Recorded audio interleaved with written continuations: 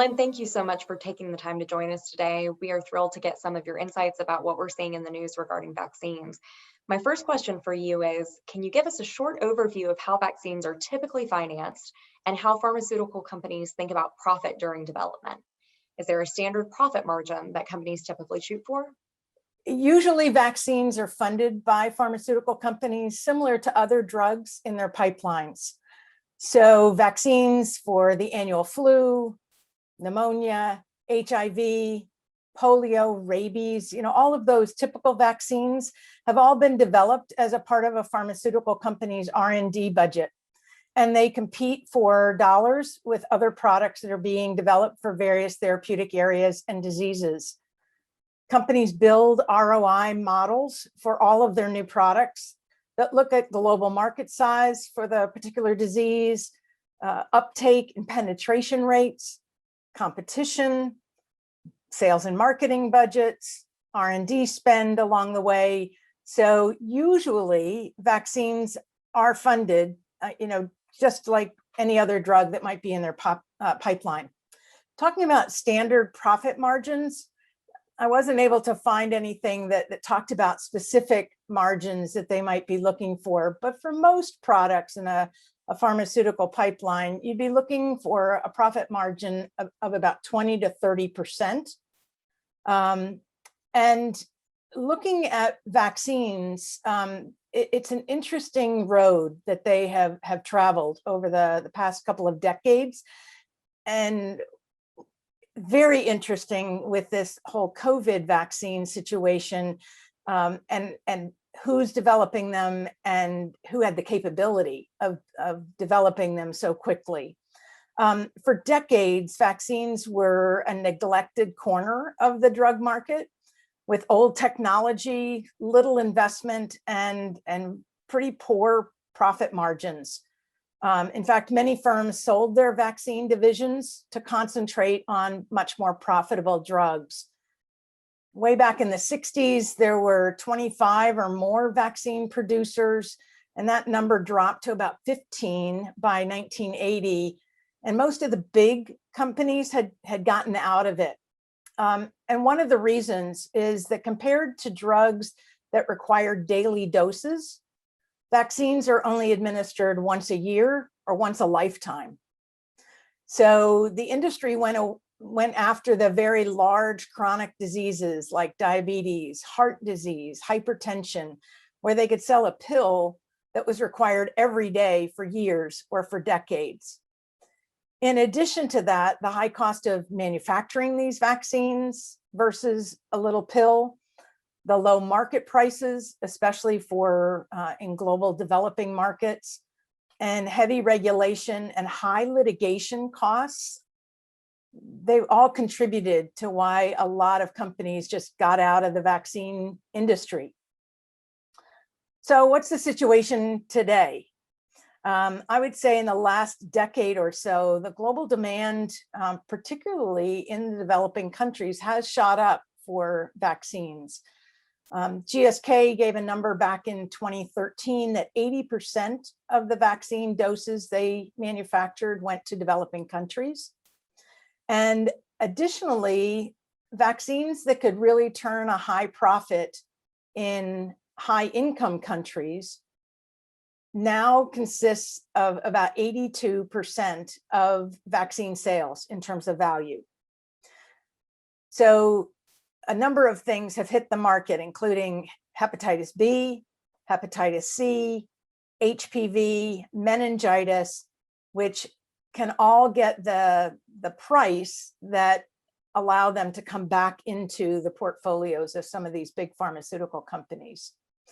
The current COVID vaccines have been partially funded by government agencies. So that has taken a little bit of pressure off of the pharmaceutical companies as well.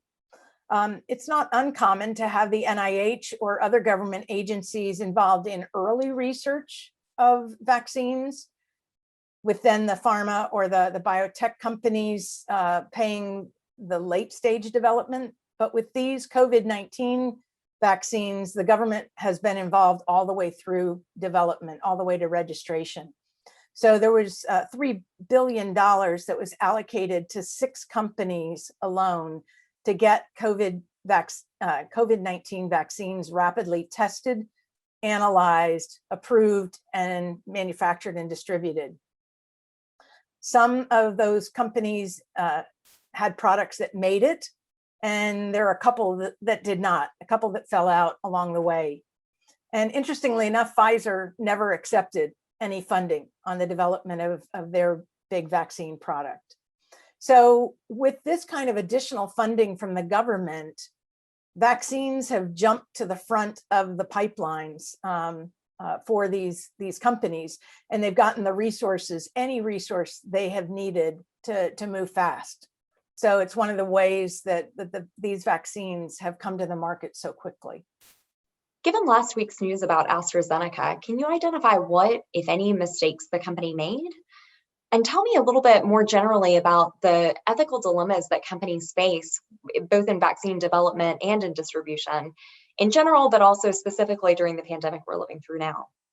What I've read about the AstraZeneca vaccines and some of the mistakes that they've made, they've actually been accused of some spotty disclosures. When they first came out with their data, they were talking about efficacy up to 90% effective at one of their doses. And yet on the average across doses and across patient populations, it was more like 70%. So it seemed like they were over-promising what their vaccine could do. They also were accused that the most promising results did not reflect data from older patients. There was also a mistake in vaccine dosage by some study participants or in some study participants. So they just have seemed to have had problems during their clinical trials and the announcement of their results that has led regulators as well as physicians, I think, and maybe even the public to question their results. So it will be interesting to see when their results are ultimately submitted to the FDA, which we're expecting, I think, in the next couple of weeks or months. It'll be interesting to see if they have as easy a trip through the FDA to approval and use here in the US as some of the other vaccines have had. And I think some of this is also how fast these vaccine programs are moving. With a normal drug, it can take 6 to 12 months to analyze all that data. You've got plenty of time to be working with your communications team, coming up with what are the right messages, what points are you going to sell when you bring the drug to market, what is your package insert going to allow you to talk about. There just hasn't been the time with these rapid vaccine development programs to have that coordination that companies are used to. So as I say, it'll be interesting to watch the results of the AstraZeneca product. You also asked the question about ethical dilemmas, and there are many, many ethical dilemmas in drug development in general, but in vaccine development overall, and in the COVID-19 studies in particular. So if you go back all the way to the research, the beginning of the research and the clinical trials that you use, the first question is, who do you use in research? What ages do you use? What ethnicities do you use? Do you include young people? Do you include minorities and a representation of minorities? Do you include women of childbearing years, even pregnant women? And all of those groups need to be covered by a vaccine, but it's a question of when do you start to do your research in all of those different patient populations. And usually you start with the cleanest, most similar population for your early studies. And once you see safety and efficacy in those studies, then you start to branch out to different ages, different sexes, and the like. So that's one ethical question from the beginning. Also, to properly test a vaccine or any drug, you need a control group or a placebo that doesn't get the test vaccine. And so it's an ethical dilemma to not give somebody a potential saving vaccine when you're in the middle of a pandemic. So what some of these studies have done is what they call a crossover design, where one group will start getting a placebo injection versus the other group that gets the actual drug. And then at a time period down the road, maybe 6 months, you cross over, and the group that had the placebo first might get the drug, so that everybody is ultimately covered. It's just a question of when, and you've got enough placebo-controlled patients to look at the efficacy and safety. That was a great overview, and kind of leads into my next question, which was diving a step further into that AstraZeneca debate right now, which is, we know that has been offered as a no-profit vaccine. So it's one of the only vaccines that's been more widely distributed in low and middle income countries. There's some talk now about what is the United States going to do with its share of AstraZeneca vaccines. So, how do you approach an ethical debate like that? I think soon the United States will have more vaccines than they need. And so I think the next questions are, what do you do? Do you give your excess vaccines to the WHO or to another organization that will have the responsibility to send it out across the globe? Do you vaccinate your neighbors? I've heard maybe we'll send our excess vaccines to Canada or to Mexico.